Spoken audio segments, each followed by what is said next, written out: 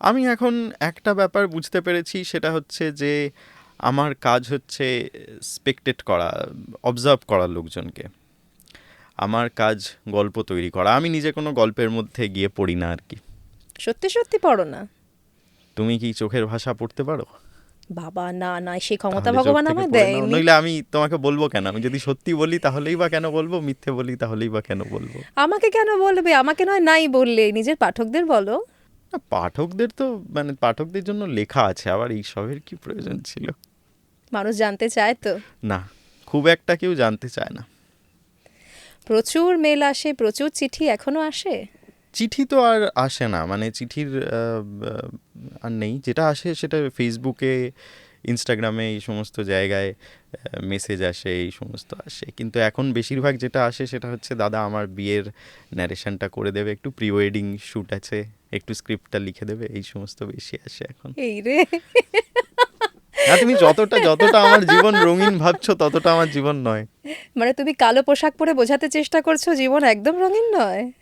কালো পোশাকের সঙ্গে একটা সোনালি রঙের সানগ্লাস লাগতো, তাহলে হয়তো রঙিন হতো। তাই?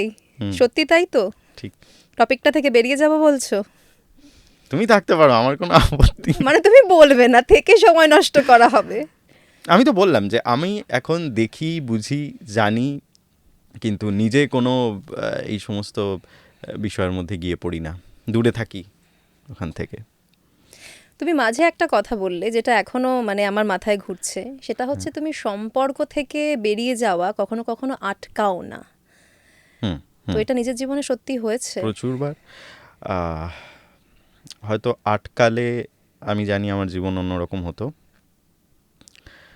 একটা সময় আমার মনে হতো যে আটকালে পরে হয়তো উম, থেকেও যেত। কিন্তু তারপর আমার মনে হয় ভালোবাসা ঠিক ততটা পর্যন্ত যতটা তার নিজের ভেতর থেকে আসে।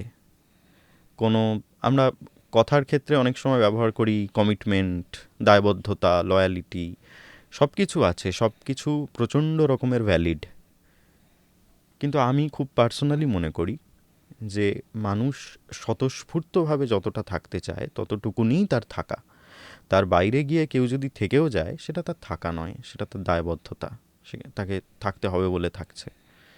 তা আমি কখনো কাউকে ওই কারণে বাঁধতে চাই না যে কেউ আহ, থেকে যে থেকে যাবে বলেছিল বলে কেউ থেকে গেল, এটা আমি একদমই চাই না। একটা কথা মানুষ খুব বলে যে কবিদের বা লেখকদের তাদের নাকি পার্সোনাল লাইফ খুব ঘাঁটা হয়, এটা কি সত্যি? কবিদের বা লেখকদের পার্সোনাল লাইফ ঘাঁটা হয়, এবং সমস্ত মানুষেরই পার্সোনাল লাইফে কিছু না কিছু ঘেঁটে যাওয়া বিষয় থাকে। কিন্তু কবি লেখকদের ক্ষেত্রে যেটা হয় সেটা হচ্ছে তাদের তো সেনসিটিভ হতে হয়। যদি সেনসিটিভ না হয় তাহলে সেখান থেকে কিছু বেরোবে কী করে? একটা আয়নাতেই তুমি নিজের ছবি দেখতে পাবে, একটা কাঠের ফলকে তো দেখতে পাবে না। তো যেহেতু তাকে সেনসিটিভ হতে হয়, সেই জন্য তারা মনে করে যে আমাদের এই ঘেঁটে যাওয়া জায়গাগুলো, এই ক্ষতগুলো, এই দাগগুলো খুব দগদগ দগদগ করছে। কিন্তু এই একই দাগ, একই ঘা হয়তো প্রত্যেকটা মানুষের জীবনে থাকে, কিন্তু তার অত, সোজা কথায় বলতে, তার অত ঠেকা পড়েনি ওগুলো নিয়ে ভাবনা চিন্তা করা। আছে আছে, ঢেকে দিয়েছি, জামা দেওয়া আছে, এইখানটা পিঠটা একটু চুলকাচ্ছে, এই হাতে একটু খসখস করছে, কি যায় আসে তাতে? এরকম অনেক কথাই তো আমরা শুনতে পাই, বলো, চারিদিকে। মানে অনেক বহু বছর ধরেই আমরা শুনে এসেছি এই ধরনের কথা শিল্পীদের জীবন নিয়ে। হ্যাঁ, হ্যাঁ, হ্যাঁ, হ্যাঁ। তুমিও নিশ্চয়ই শুনেছো এরকম অনেক ঘটনা। আমি শুনেছি, প্রচুর প্রচুর মানুষের মধ্যে দেখেছি আমি।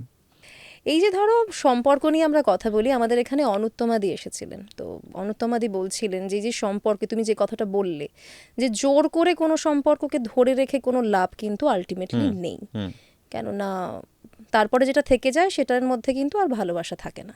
হুম, তার মধ্যে হয় করুণা থাকে, না হলে বাধ্যবাধকতা থাকে। হুম, এটা কিন্তু প্র্যাকটিক্যালি এটা মানুষ বুঝতে চায় না এখনকার দিনে। তোমার অনেক পাঠক পাঠিকা এমন রয়েছে যারা ধরো তোমার যে প্রেমের গল্পগুলো সেগুলো পড়ে তারা তো অনেক অনেক কিছু ভাবে, মানে হুম, প্রেমের গল্প পড়লে তো আমরা অনেক কিছু রঙিন স্বপ্ন দেখি। হুম। তাদের জন্য তুমি কি বলবে, বাস্তবটা নিয়ে কি বলবে? প্রেম আমার মতে আহ, বাস্তব, আমরা লেখকরা যা লিখি তার সমস্ত কিছু আমাদের কন্ট্রোলে থাকে। আমরা চাইলে একটা চরিত্রকে মেরে ফেলতে পারি, চাইলে একটা চরিত্রকে আমরা হঠাৎ করে একদিন মারাত্মক কিছু সে প্রেমে পড়ে গেল এরকম করতে পারি, একদিন বিচ্ছেদ করিয়ে দিতে পারি। কিন্তু বাস্তবের এই স্ক্রিপ্টটা কে লিখছে আমরা জানি না, বা আদৌ কেউ লিখছে কি না আমরা শিওর নই। সেই জন্য লেখকদের লেখাটা, আমার উপন্যাস কিংবা অন্য কোনো লেখক যে দুর্দান্ত লিখেছেন যে উপন্যাস, সেই উপন্যাসগুলো কেউ একটা সাজিয়ে গুজিয়ে রেখেছে, সেটা যদি খুব সুন্দর হয় তাতে আহামরি কোনো ব্যাপার নয়, কারণ সেটা একজন মানুষ বসে টেবিলে কি হয় না হয় সমস্ত কিছু গবেষণা করে সাজিয়ে গুজিয়ে লিখেছে।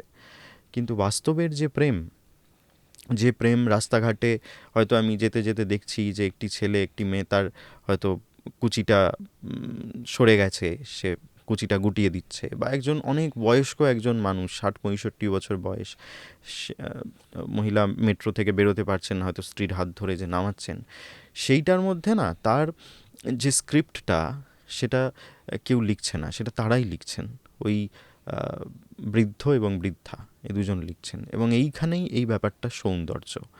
তুমি একটা ঘরকে খুব সাজিয়ে গুজিয়ে গেলে আর 1 মাস পরে ফিরে এসে দেখলে সেটা খুব সাজিয়ে গুজিয়েই রাখা আছে, কয়েকটা খালি মাকড়সা ঝুল হয়েছে, এটার মধ্যে আহামরি কোনো বিশেষত্ব নেই। কিন্তু যদি তুমি একটা ঘর লণ্ডভণ্ড করে দিয়ে যাও, তার 10 দিন পরে ফিরে এসে তুমি দেখো ঘরটা খুব সুন্দর সাজানো গোছানো হয়ে গেছে, তখন তুমি বুঝতে পারবে যে নিশ্চয়ই কিছু অলৌকিক, কিছু সুপার ন্যাচারাল কিছু ব্যাপার ঘটেছে। সুতরাং যদি তুমি দেখো তোমার বাস্তব জীবনেও এরকম সুন্দর কিছু ঘটছে, বুঝবে সেটার মধ্যেই ম্যাজিক আছে, সেটার মধ্যেই সুপার ন্যাচারালিটি আছে, সেটার মধ্যেই সত্যিকারের ভালোবাসা আছে। আমার গল্পে যা আছে তার 5%ও নয়। বলছো?